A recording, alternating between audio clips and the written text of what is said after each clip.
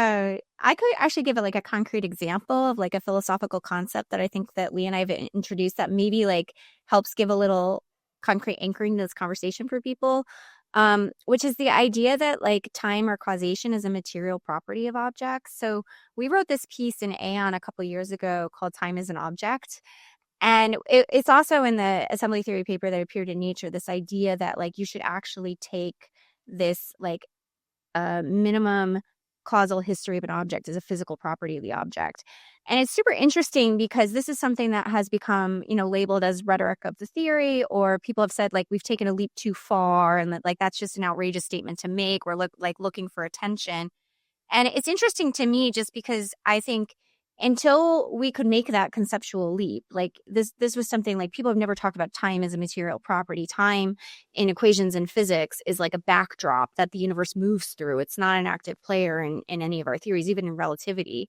It's crazy, right? So that like we've never thought about time in this way.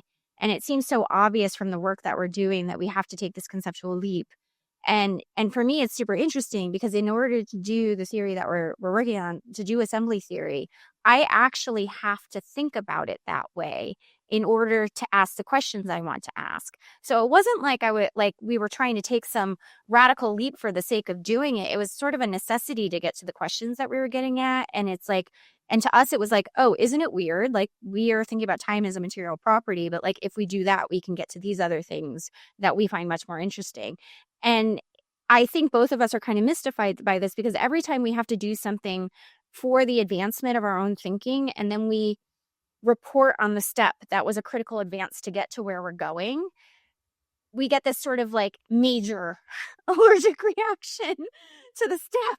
And it's like, oh, but that's back there, but can't you see where we're going with it? And it's like, I don't know how you feel about it, Lee, but I just thought that like that's a really concrete example, whereas it's interesting because some people really resonate with it and like, oh, it's so good you're describing it this way because that's always what I thought or felt.